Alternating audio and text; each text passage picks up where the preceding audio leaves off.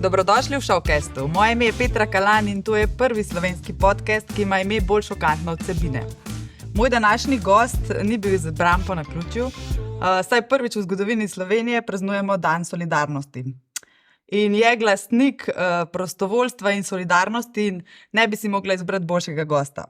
Je pa tudi radijski voditelj, moderator in eden izmed ljudi, ki je skoraj vsak vikend na poroki, pa čeprav ni svat. Z mano je tudi moj sosed, Matic Herceg. Ja, lepo zdrav, živa. Imam kar malo trenja, moram priznati. Prvič skoro radno. Kako si kaj? Mečkam zmatrani smo, še vse ni v bistvu za nami vikend, ki si ga ne želimo ponoviti. Tak vikend, ki nam bo ostal sigurno v spominu do konca življenja, ampak ne v dobrem, ampak žal v slabem. Smo zmatrani, ampak življenje gre naprej. Verjamem, vem, da je ogromno ljudi ekstra prizadetih po poplavah in Slovenija je dokazala, da ko stopimo skupaj, da se da marsikaj narediti in posledice poplav bomo še kar nekaj časa, da bomo prišli na tako, kot je bilo, ampak verjamem, da bo Slovencem to uspelo. Kako pa si ti doživljal te trenutke? Ja, tako bom rekel, grozen, tako kot vsi verjetno, vsi gasilci, vsi ljudje, vsi, ki v bistvu smo bili zraven teh poplav. Tako je v bistvu, da se ti življenje zelo hitro lahko spremeni, se pravi, pot, po kateri si se, vozil v osnovno šolo, pa si se vozil v srednjo šolo, pa se zdaj vozimo v službe, teh poti ni več. Tvoje mesto, tvoja vas je kar naenkrat to, kar smo, to ni televizija, to je kar naenkrat realnost. V neki drugi sferi začneš živeti takoj v bistvu, tako da grozen je bilo. Vidiš, kako ljudje, ki so v bistvu tvoji soobčani, trpijo, ki ne morejo praktično do svojih hiš, voda je enostavno premočna, tako da grozen je bilo, ampak tako je bilo v bistvu po celotni Sloveniji, tako da v bistvu govorim lahko kar v bistvu v imenu vseh državljanov in državljank, zato ker je bilo nepredstavljivo, česa takega nismo bili vanj. Ja, leta 90 so bile poplave, ampak ni bilo tako močno, kot je zdaj, ker tudi v bistvu celotna Slovenija je trenutno res v taki fazi, da nekaj novega za nas. In tudi, kar sem gledal in kar sem se pogovarjal s prijatelji, je tako, da v bistvu pri poplavah smo enostavno ljudje nemočni. Ja, ker če gledam strani gasilca in teh stvari, in požari, in vse stvari, ki veš, da se boš, veš, čem se bo spopadel, in tudi veš, da boš skoraj ziher na koncu ti zmagovalec.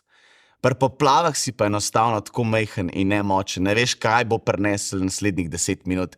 Tako da tako nekako smo vsi, po mojem, celotna Slovenija preživeli. In res ni lepo videti, da se ljudem v parih minutah to lahko spremeni življenje. V bistvu, ne glede na to, kaj imaš, ali imaš bajto, ali imaš podjetje, ali imaš karkoli, v kar si vlagal svoj čas, energijo, denar, ti gre v bistvu lahko v pol ure vse v nič. In je grozno zavideti predvsem te žalostne obraze, zastrašujoče obraze, ki jih preliva strah, ker ne vejo, kaj se bo zgodilo čez 5 minut, ker ne vejo, a bojo še kdaj lahko stopali v svojo hišo, a bojo kdaj lahko svojo družino objeli v svoji hiši, bojo lahko imeli božično večerjo. Grozen je to videti, ampak nimamo kaj, kar se je naredil, zdaj nimamo tle kaj, ampak smo pa dokazali, da smo Slovenci res en tak poseben in srčen narod, da kaj treba, da res stopimo skupaj in naredimo nekaj dobrega za sočloveka, sokrajana, soobčana, pa tudi v bistvu za sočloveka, bom tako rekel, ker ne glede na to, pomagali smo ljudem tudi, ki niso iz občine, pa če pogledamo celotno sliko v Sloveniji, se pomaga v bistvu dejansko ljudje iz cele Slovenije prihajajo zdaj na Koroško, naprimer, ki je najbolj tako. In to mi je tako, da sočloveka poznaš v nesreči in prijatelja spoznaš v nesreči, tako da mislim, da smo kar nekaj novih prijatelj zdaj lahko dobili si. Ja, verjamem. Si pa ne samo prostovoljec, tudi prek radija ste zbirali in zbrali rekordni znesek, ne? Lahko smo te poslušali tudi po radiju. Ja, je tako. V bistvu letos se je prvič v taki situaciji, so maratoni, ki jih vsako leto organizira Radio 1, dobrodelni. Letos so se pa radiji združili. Bilo je, mislim, da 7 radijskih postaj se je združili, se pravi od 6 zjutraj do 6 zvečer je bil celoten program enak, se pravi Denis Avdić in prijatelji. In ja, zbrala se je res nenormalna številka, skoraj 2 milijona v 12 urah. In to je to, kar govorim, ne? Ko Slovenci stopimo skupaj, potem smo res najboljši na svetu, kar se tega tiče. In kot smo majhni, smo tako srčni in tako pripravljeni pomagati človeku, da ja, pa s tem, da moramo se nekaj zavedati. Ne? 2 milijona smo zbrali radiji, mislim, smo zbrali poslušalci in radija, ne? Predvsem poslušalci tukaj. Ampak moramo vedeti, da tukaj je še ogromno drugih fundacij, pa kakorkoli, ki zbirajo denar. Ne? Ni zdaj samo radio, ampak ja, radio je bil sigurno najbolj odmeven, ampak je in Caritas in tako naprej in tako naprej. Res je bilo ogromno tega, tako da moram reči, da smo bili presenečeni in ne, ni šans. Noben tudi Denis ni pričakoval. To je res velika številka, to mislim, skoraj 2 milijona v 12 urah, to je nenormalna številka, ampak na koncu dneva si rečeš lepo. Lepo, da v bistvu bojo ljudje, ki so prizadeti, saj nekako, da jim bomo pomagali vsi skupaj, celotna Slovenija. Itak, v celoti se ne da pomagati. Če ne drugega zaradi psihičnih problemov, pa česarkoli, kar se zgodi s tvojo hišo, s tvojo lastnino. Ampak vsem, če lahko na kakršenkoli pomagamo, takole, da Slovenija stopi skupaj, da damo neki financ, se mi pa tudi zdi izredno lepo in zato pa je bila ta akcija prav narejena. Ti tako lepo rečeš, vedno ostani človeku človek, kako reči. Ja, mislim, če si človek, bo človek in mislim, v teh časih smo res videli, kaj pomeni, da si človek. Človek z veliko začetnico, da ne vprašaš, kaj boš pa dobil, če greš nekomu nekaj narediti. Ker kakorkoli obračamo, smo v materialnem svetu, ker na koncu vsi gledajo skozi nekaj, kaj bo kdo nekje dobil, da bo nekaj. Ne, v takih situacijah pač ne, tukaj si človek in greš pomagati, ne glede na to, komu, a je milijonar, a je revež, ali je karkoli. V bistvu nima tukaj se gre samo za to, da na koncu si človek, na koncu dneva si reči nekaj dobrega, sem naredil, pomagal sem in to je zdaj zelo grdo, kar bom rekel, ampak če bi bilo takih stvari, kot upajmo, da ne, ampak takih katastrof več, bi bila, verjamem, da Slovenija še toliko bolj povezana, ampak upam, da jih ne bo, ampak žalostno, da pač se samo ob takih momentih, kot so katastrofe, še toliko bolj povežemo. Zdaj sem opazil, da se ful ljudje tudi pogovarjajo med sabo. Vsak na svojem telefonu, vsak neki, ampak recimo zdaj, če se pomaga človeku, ki ga ne poznaš, si se pogovarjal z njim, da ga poznaš, že ne vem koliko let. In smo se ljudje dejansko umaknili, ni bila prioriteta telefoni, socialna mreža in vse ostalo, ampak je bilo to, da se pogovarjamo in da se pač rešujemo. In s tem rastemo za moje pojme kot družba. Res pa, da grozni momenti in si jih nihče ne želi. Ja, se strinjam. No, zdaj pa ne moramo imeti 3 predmetov, tudi prišla bova do prostovoljstva in do povezovanja. Zdaj sem pomislila, tudi šport na zmeri povezuje, da športa že prideva. Ja. Povej, kaj si prinesel? No? Mislim, ja, matematika mi nikoli ni šla, zato sem 4 predmete prinesel. Ampak ja, lahko se najprej lotva, glede na to, da je trenutno to zelo aktualna stvar.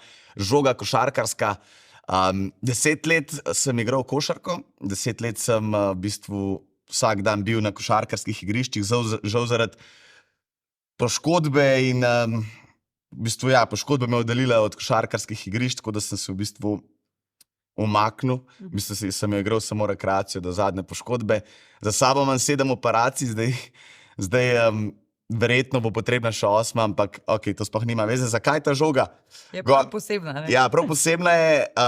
Gor je podpis Luke Dončića. Mislila, da te poznam, ampak nisem vedela, da imaš žogo s podpisom Luke. Ja, v bistvu to je bilo tako, jaz sem fan Dallas Mavericksov že v bistvu davno preden je Luka prišel, takrat, ko je njegov trener Jason Kidd je igral, pa takrat jaz sem v bistvu, kar vem, sem navijal za Dallas in seveda posledično tudi, ko je Luka prišel v NBA, njegov največji fan. No, ok, ne bom rekel največji, ker sem 180, ampak v glavnem rad spremljam košarko in te stvari in to sem dobil za rojsten dan. Mogoče mi to še toliko bolj pomeni, zato ker sem imel priložnost, ko sem bil star, dajva reči, 12-13 let, da sem igral z Dončićem 1-1. Mislim, pustimo rezultat, ker je jasno, da me je pokosil totalno, ampak ja, imel sem predno je šel Real Madrid, priložnost, da sem odigral v bistvu neki treningov z njim. Takrat je bilo tako, da se je po treningu šel učiti španščino. Le zakaj? Le zakaj? Takrat ni hotel povedati. Ampak ja, to je bilo v bistvu par mesecev, preden je zapustil Slovenijo in šel v Real Madrid. Tako da ja, celotno življenje sem v bistvu bil v športu, celotno življenje sem bil v košarki in zdaj v bistvu res z nasmehom spremljam, kaj dela Luka in to je nekaj neverjetnega. Mislim, to, kar on dela, to je meni tako fascinantno, da imamo v Sloveniji človeka, ki v bistvu na katerikoli konc sveta gremo, bojo vedeli, kdo je Luka Dončić. Se pravi, da je človek tako močen, da ga pozna celoten svet, je to res fascinantno in zato mi ta žoga tako veliko pomeni. No, in je, ker jo imam tako v bistvu neko vitrini v sobi, še nikoli ni bila uporabljena. Ja, ni bila in tudi ne bo. Okay. Naslednja stvar je mikrofon. Zakaj mikrofon? Ker v bistvu kruh si služim z mikrofonom. Od svojega 17. leta, 16. sem v stiku z mikrofonom in praktično kar počnem, je nekako povezan z mikrofonom. Se pravi, začel sem delati na lokalni televiziji, potem sem šel na radijske postaje, potem sem šel na razne moderatorske stvari. Lahko deliš to zgodbo, kako si prišel na radio? No? Tam je še posebej zanimivo. Ja, v bistvu na radio je več sreče, kot pamet. Če sem čisto iskren, na faksu smo imeli nek projekt in tisti, ki je v bistvu največ ogledov dobil na YouTubu, je na koncu dobil 10. In mi smo pač, moja sošolka bila Ula Šegula, ki ima novice čez na Radio 1 in smo se pač zmanili, da gremo snemati. Zdaj nisem avdičen, tako da je bilo jasno. Malo taktično. Jasno, da smo zmagali, imeli največ ogledov in v bistvu po končanem snemanju je v bistvu sam Denis rekel, da ne grem še mečka noter. Noter sem imel takoj audicijo, naredil audicijo in sem v bistvu res, ta prave ljudi sem v bistvu pozdravil, ker smo not prišli. Tako da več sreče kot česarkoli, ampak v bistvu, če pogledam za nazaj, bila moja večna želja že v osnovni šoli, sem vedel, da bom nekaj takega delal. Ali bom radijski voditelj, ali bom TV voditelj. Vedel sem, da bom prišel v medije, ker mi je bila to želja in v bistvu se mi je pa lepo poklopil. Tako da hvala Bogu. No. In tudi zdaj sem v bistvu na radiju 5. leto in ja, je mikrofon ena stvar, ki je v bistvu vsak dan z mano, tako je drugače in za vikende, v bistvu, kar so prej rekla, rad obiskujem poroke. Gosti, kuli ženi. Tako. Kar se tiče, ja, se pravi radio, potem razne moderacije, animacije in tako naprej, dogodki, proslave, tako da v bistvu ja, mikrofon je res predstavlja en tak velik del mojega življenja in tako, lepo je imeti v bistvu nekaj, da se povezuje, karkoli delam zelo rad te stvari in je v bistvu, če na koncu potegnem črto, je zmeri nekako pridem do mikrofona, karkoli delamo. No, pa tretja stvar, ki pa mislim, da je jasno, zakaj. To sem pa kar pričakovala. Je jasno, zakaj. Tle sta v bistvu dve stvari, ki mi zelo veliko pomenita, pa bi jih kar mogoče razčlenil. To je, se pravi, tole je medalja, zlata medalja iz gasilskih olimpijskih iger v Švici.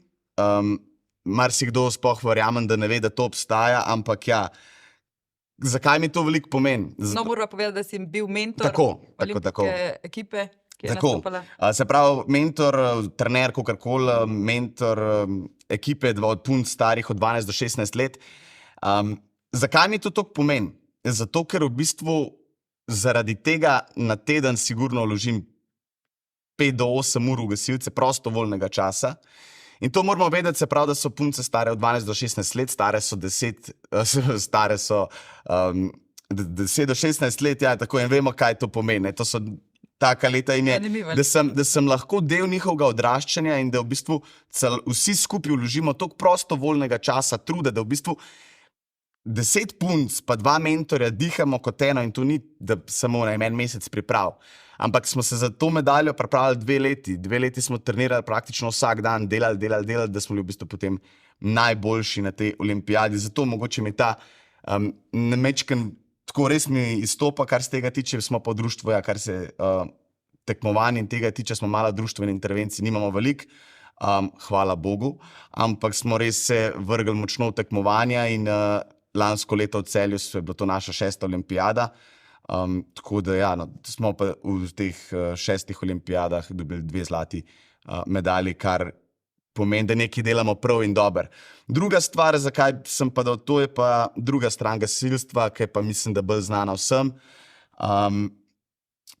Tako bom rekel, gasilen dom je meni od majhnega, jaz sem prišel 6 leti v gasilen dom in dostakrat slišimo, gasilec se rodiš, gasilec ne postaneš. Jaz s tem se strinjam.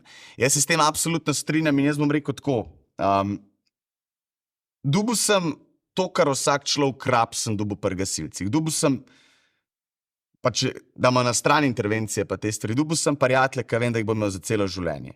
Dobil sem ekipo, ki ji lahko zaupam. Tako, mislim, plus, da vsi delamo prostovoljno. Tle mislim, da je to v teh časih res treba poudarjati, no, da nismo plačeni za to, kar se dela. In seveda, zdaj pa, glede na to, kaj se je zgodilo, ne, pa je ta čelada ima še nek drugačen pomen. Večja teža, ker dejansko rešujemo življenje. Ker ni samo zato, da pač je, ampak je dejansko služi namenu, da rešujemo življenje. In bom rekel, da sem zelo ponosen, da sem lahko del gasilcev in verjamem, pa ne zato, ker smo zdaj, ker se govori, pač, ker smo pomagali. Ne, ampak v bistvu mi to res nekaj pomeni. Nekaj daš kakorkoli nazaj vasi, v kateri si odraščal. In to, da bom tako rekel, pa glede na to, koliko sem upleten z mikrofoni in z ostalimi stvarmi, če bi imel na voljo oboje, da bi delal prostovoljno oboje, bi sigurno izbral gasilce. A pa če bi bil oboje, da bi oboje plačen, bi sigurno izbral gasilce.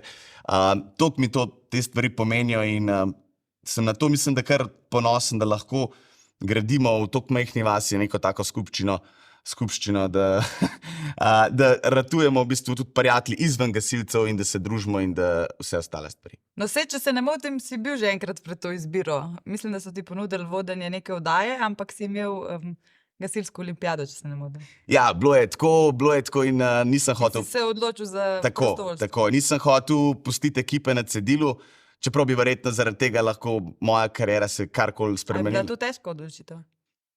Ja, za 15-20 minut, da sem se sam s sabo pogovoril. Drugače pa ne, zato ker sem dejansko, to je priložnost in taka priložnost bo prišla sigurno še. Sigurno bo prišla. To pa, da bi pustil ekipo, s katero sem delal 2 leti, pa ne bi tega naredil kot človek, ne bi tega naredil, ker se ne bi dobro počutil. Tudi če bi sprejel to oddajo, je ne bi dobro oddelal, ker bi bil z glavo tam. Tako da v bistvu ni bila tako težka odločitev, sam pa če rabo sem teh 15 minut, ki jih rab vsak človek, da se malo pogovori sam s sabo.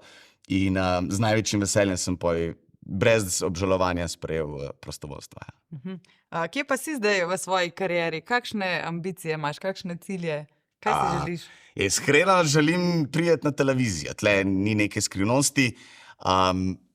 Radio mi je prioriteta in mi je super in mi je res odlično. Ker v bistvu radio je tak zanimiv medij, ker si ne znamo točno predstavljati. Ne smo v bistvu zaprti v nekem studiu, pred sabo imamo mikrofon in jaz na začetku sem imel težav, ker se nisem mogel sprostiti. Nisem vedel, kako naj se sprostim in sem si v bistvu pol na ta studio sem si tako polepil slike mojih kolegov.